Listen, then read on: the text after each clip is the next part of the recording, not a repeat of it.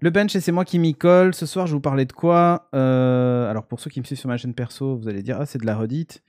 En partie, mais je vais vous parler d'un truc avec lequel je joue déjà depuis maintenant quelques... ça fait plus d'une semaine, hein, largement même.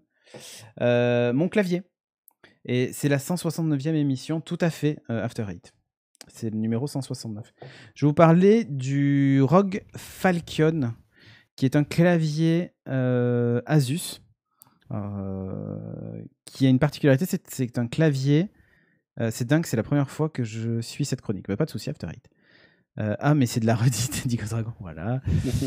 Eh oui, Ghost. Oui, mais le produit est de qualité. Exactement. Mais je vois que tu fais un don quand j'en parle sur la chaîne sur Renegade, mais tu n'en fais pas quand j'en parle sur ma chaîne. Et ça, je suis très vexé, Ghost Dragon.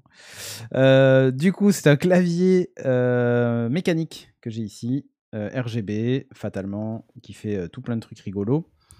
C'est un 65%, c'est comme ça que ça s'appelle. C'est-à-dire qu'il est tout petit, vous voyez, versus un iPhone. Donc c'est un clavier qui est tout petit et qui dispose pas de pavé numérique, et les touches directionnelles sont ici. Voilà. Le but, c'est d'avoir le clavier le plus compact possible, quoi. Voilà. Epitech, ça va, ils ont de quoi vivre, dit After Eight. Bien sûr. Mais je parle pas sur la chaîne Epitech After Eight, je parle sur ma chaîne perso. Cédric Deluca, cherche bien sur Twitch. Existe en clavier Mac? Non, Liswarp, celui-ci n'existe pas en clavier Mac, mais il y en a d'autres qui existent en clavier Mac. Donc c'est des touches mécaniques Cherry MX Red. Il existe en version marron et d'autres, hein, Switch. Parce qu'en fait, les Switch font pas le même bruit, ont pas la même résistance quand vous appuyez dessus et tout ça. Alors moi, les Reds, c'était mes préférés, donc du coup, j'ai pris des Reds. Je vais l'éteindre, le clavier, pour pouvoir vous faire écouter le bruit que ça fait, du coup, quand on tape dessus. Tout le RTX off.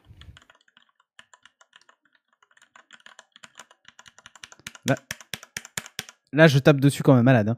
Après, si je tape, voilà.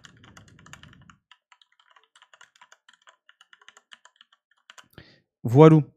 Ah tiens, ça me donne une idée. Au lieu de dire j'en ai une petite, je dirais c'est une 65%. C'est ça, Drax. Il existe en 60% aussi. Bon, bref, ASMR clavier, exactement, Dressiborg. Voilà, je vais le rallumer. Donc là, moi, le mien, il est dans les couleurs de tout mon habillage, etc. Mais vous pouvez le changer. Et vous avez tout un tas d'effets. Quand tu appuies sur une touche, ça fait un effet incroyable. Enfin, bref. Tu n'as plus le retour vidéo sur Discord, tu me dis, jeune Bertrand, jeune entrepreneur, je viens de le remettre. Ah, super. Décidément, il n'y a rien qui veut fonctionner ce soir, voilà. Le prix aussi est bruyant, ouais, exactement. Donc c'est un 65% mécanique avec 68 touches, du coup, le système AuraSync pour tout ça. Alors il est AZERTY, alors je ne sais pas si ça va se voir parce que forcément avec l'effet flou, mais il est AZERTY, si ça se voit. Il est AZERTY. C'est hyper dur de trouver des mécaniques en 60-65% qui sont en AZERTY. C'est une des raisons d'ailleurs pour laquelle je l'ai pris. Hop, je vais en profiter pour vous montrer quelques images. Sur le côté gauche, vous avez deux choses. Une barre tactile de volume plus-moins. Donc quand vous appuyez dessus, ça augmente. C'est vraiment sensitif. Donc vous le touchez, ça monte ou ça baisse le son. Et vous avez une petite barrette que vous voyez qui est verte là. Une petite barre allongée. C'est le niveau de batterie. C'est pas du tout le niveau de son, c'est le niveau de batterie. Alors quand vous montez le son, il y a une petite animation dessus, mais c'est votre niveau de batterie. Bon, RGB fatalement, donc vous pouvez y mettre les couleurs que vous souhaitez. Il est vraiment ultra compact. Hein. Et vous pouvez évidemment changer les keycaps, changer les touches. Donc si vous trouvez, il y a des touches rugueuses, il y a tout un tas de trucs, vous pouvez faire plein de choses. Voilà, c'est plutôt sympa. On va parler d'autonomie, vous inquiétez pas. Donc si vous éteignez toutes les LED et vous l'utilisez sans les LED, c'est 450 heures. Voilà. Ce qui est plutôt cool. Avec les LED, moi je l'ai chargé la semaine dernière. Donc vous voyez, la barre est devenue bleue. Là, je suis à peu près mid-life, comme on dit, en termes d'autonomie. Donc je l'ai chargé full la semaine dernière. Je l'utilise, il est tous les jours allumé. Des fois même, j'oublie de l'éteindre. Donc il vous tient. Là, il va tenir à peu près 2 semaines. Donc c'est plutôt correct, avec les LED allumés en permanence, avec un petit effet. Ouais, 2 Je semaines, sais pas c'est si vous bien. regardez, hein, voilà. Parce que là, c'est plus que du rétroéclairage. Là, c'est plus que du rétro. Fort, voilà.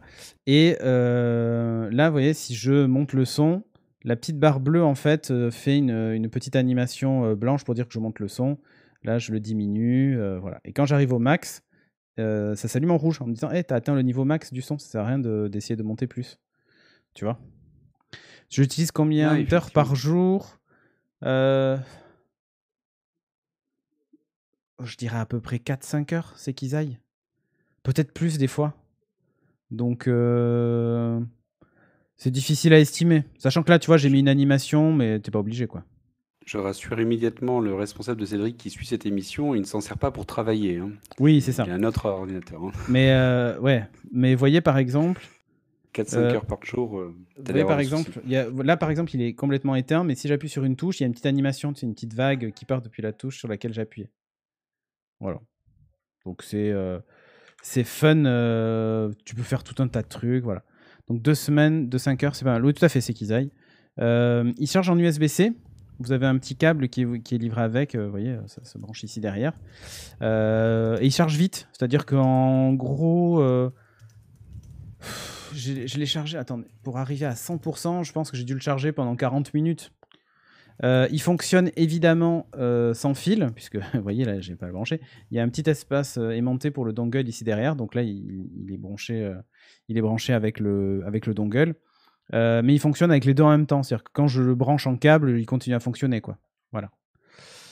Par contre, pour le télétravail, il faut le charger trop souvent. Mais tu peux aussi éliminer le RGB, hein, c'est qu'ils aillent. Tu vois, t'es pas obligé. Tu peux le désactiver, et pour le coup, il va beaucoup moins consommer à ce moment-là. Voilà. Les touches sont en PBT. C'est mieux que l'ABS parce qu'elles deviennent moins lisses, moins vite. Tu sais, il y a l'effet, tu sais, les touches qui finissent par s'abîmer et devenir très lisses. L'ABS, c'est par exemple ce qu'il y a sur les Mac. Et souvent, la barre d'espace, si vous appuyez toujours du même côté de la barre d'espace, vous voyez un côté de la barre d'espace qui devient lisse. Je sais pas si tu as déjà vu ça, Bertrand, mais... ouais, tout à fait, force à force de s'en servir. C'est ça. Et donc là, c'est du PBT. Justement, ça évite ce souci-là. Sachant que vous pouvez de toute façon changer les keycaps si vous le souhaitez. Vous pouvez programmer jusqu'à 5 macros dessus. Il y a des petits... là, on le voit en fait sur la tranche, où on le voit un petit peu. Il y a un bouton lock, un bouton macro, les différents modes, styles, etc. Ce sont des touches de fonction que vous utilisez la touche de fonction pour les activer. Le lock, en fait, ça vous permet de bloquer la touche Windows quand vous jouez, pour éviter d'appuyer dessus. Ah ah. Donc les Cherry MX, comme je disais, qui sont plutôt très bons. Et vous avez ceci livré avec. Alors moi, je ne l'utilise pas, mais alors, il semble très épais, non, du Sekizai. Alors oui, fatalement, il est assez épais. Sekizai, pour une raison simple, c'est que tu as toute la partie mécanique, quoi. Mais sur le bureau, ça va. Il existe des low profile chez Keychron, mais on fera un numéro spécial si vous voulez clavier mécanique, où on en parlera. Et donc là, en fait, vous avez livré avec un petit boîtier, entre guillemets, de transport et de protection. C'était pas une blague quand je disais une coque de protection? Ouais. En fait, c'est pour le prendre et le mettre dans ton sac, par exemple. Ah ouais, bien.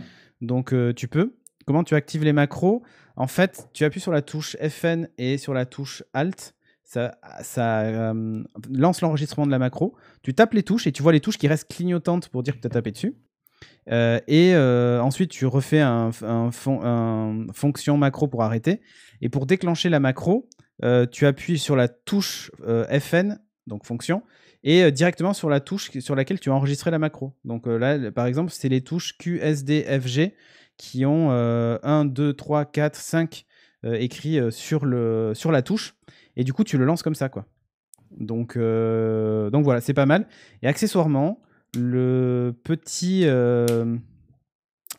coque de protection dans laquelle il y a écrit ROG, et ça fait un petit truc un peu texturé. Vous pouvez aussi mettre votre clavier en fait à l'intérieur. Hop. Comme ça, en fait, vous l'avez là. Vous avez toujours accès à la touche de volume sur le côté, toujours accès au connectique derrière, mais ça permet en fait tout simplement de garder l'ensemble joint, quoi. Voilà. Accessoirement, il y a toujours des petits patins antidérapants, même sur la coque. Donc, quand vous le posez sur le bureau, ça reste en place, quoi. Voilà. C'est plutôt hyper bien pensé. Vous pouvez le rehausser avec des petits pieds ici, des petits ergots. Voilà. Il y a Dis-moi. Slow qui demande rapidement un lien affilié pour le clavier. Ah, on n'a pas de lien d'affiliation, c'est fini. On n'a plus de lien d'affiliation chez Amazon, chez nulle part. Donc, du coup, tu peux l'acheter sans souci. C'est pas des MX Key. J'ai 2 collègues qui l'ont acheté. Et vraiment, il me fait de l'œil. C'est des Cherry MX, hein, des MX Key sur celui-ci. La coque servira surtout à attraper les miettes quand tu manges devant l'ordi. Ouais, c'est ça. Mais bref, mécanique, RGB, honnêtement, il est top.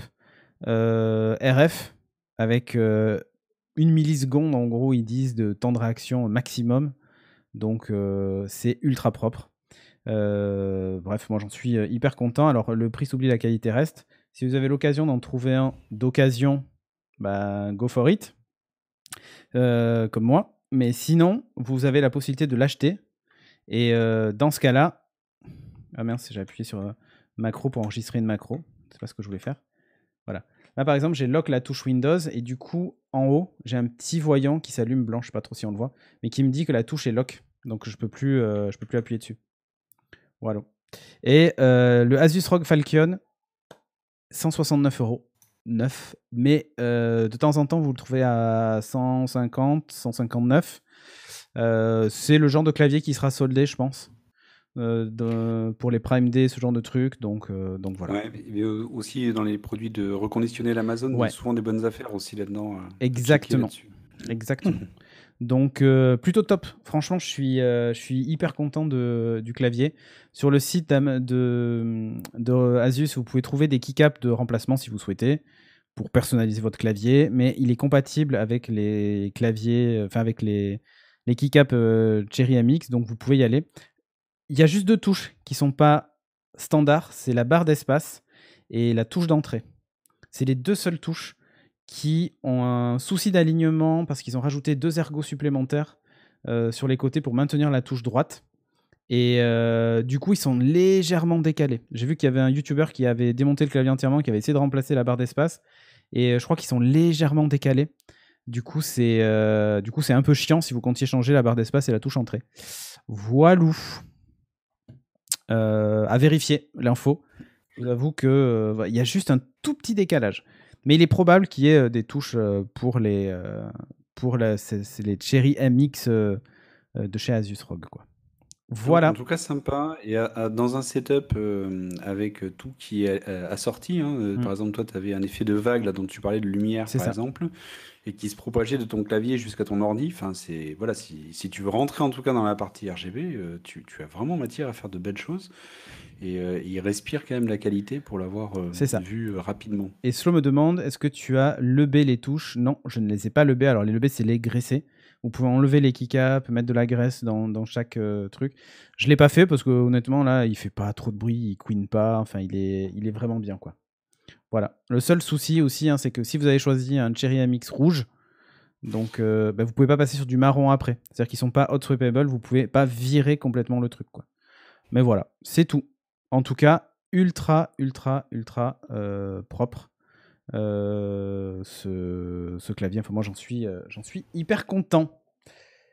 Voilà, j'ai terminé avec mon test. Et sur ce, du coup, on quitte cette rubrique incroyable